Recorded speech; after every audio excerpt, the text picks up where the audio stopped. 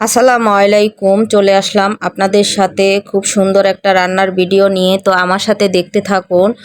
আর এই রান্নাটা দেখলে আপনারাও ইজি ভাবে রান্না করতে পারবেন। তো তার জন্য আমি নিয়েছি রুই মাছের 2টা ডিম।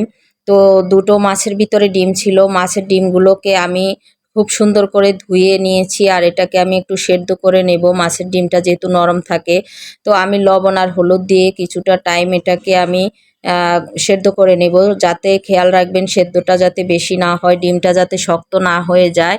তো সেভাবে করে আমি এই যে দেখুন সিদ্ধ করে নিয়েছি। এখন আমি এই মাছের ডিমের সাথে পেঁয়াজ কুচি, কাঁচা মরিচ আর এখানে নিয়েছি একটা আলু সেদ্ধ করে।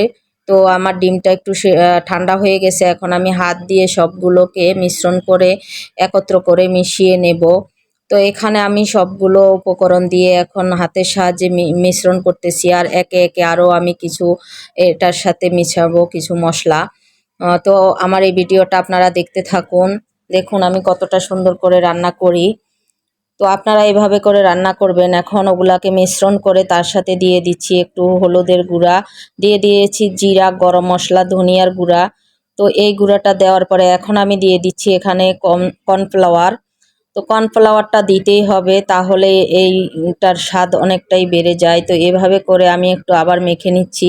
তো এর সাথে দিয়ে দিচ্ছি ম্যাগি স্বাদে মশলা। এটা দিলে আরও মজা লাগে। তো আমি যেভাবে করছি এগুলো আপনারাও সেভাবে করে দেখবেন। তো এটাকে আমি এখন খুব সুন্দর করে মেখে নিয়েছি। তো এটা 5 মিনিটের মতো আমি একটু রেখে দিয়েছি। এখন আমি এটাকে বড়ার মতো শেপ করে আমি ভাজি করে নেব। তো আমি এভাবে করে এখন এগুলোকে তেলে ভাজি করে নিচ্ছি। তো আপনারা এভাবে করে দিবেন। সবগুলো দিয়ে আমি এভাবে ভাজি করে নিয়ে উঠিয়ে নেব। খুব সুন্দর করে এগুলাকে ভাজবো। তো দেখুন আমি এভাবে দিয়ে সবগুলো এখন ভাজি করে নিচ্ছি। তো আমি ভাজি করে সবগুলো রেখে এখানে চলে আসলাম আবার রান্নার জন্য। তো এখানে পেঁয়াজ দিয়ে দিয়েছি, আর যে ইয়েটা ভাজি করে রাখছিলাম বড়াটা, তো সেটা তেলটা দিয়ে দিয়েছি। আর এখানে আমি আদা রসুন দিয়ে এখন দিয়ে দিচ্ছি মরিচের গুঁড়া, হলুদের গুঁড়া, লবণ, আর দিয়ে দিচ্ছি জিরা ধনিয়ার গুঁড়া। তো সব দিয়ে এখন আমি এটাকে আবার একটু কষিয়ে নেব। তো কষানোর পরে আবার দিয়ে দিচ্ছি এটার সাথে কিছুটা দুধ, আর এখন আমি একটু দিয়ে দিচ্ছি আলু। আমার ঘরে কিছু রান্না হলে এটার সাথে যদি একটু মজার খাবার হয়, সেটার সাথে একটু আলু দিয়ে রান্না করলে মজা হয়। তো আজকে আমি একটু আলু দিয়েই রান্না করেছি। তো এটা অনেক মজা হয়েছিল খেতে। তো এভাবে করে আমি আবার একটু কষিয়ে নেব। তো কিছুটা টাইম এটা কষিয়ে নিয়ে তো তারপর এটার সাথে আমি কিছুটা পানি দিয়ে দেব। তো এভাবে করে আবার ঢেকে দিয়ে আমি রান্না করব অনেক টাইম। তো আমার রান্নাটা হয়ে গেল, প্রায় সম্পূর্ণ হয়ে আসছে।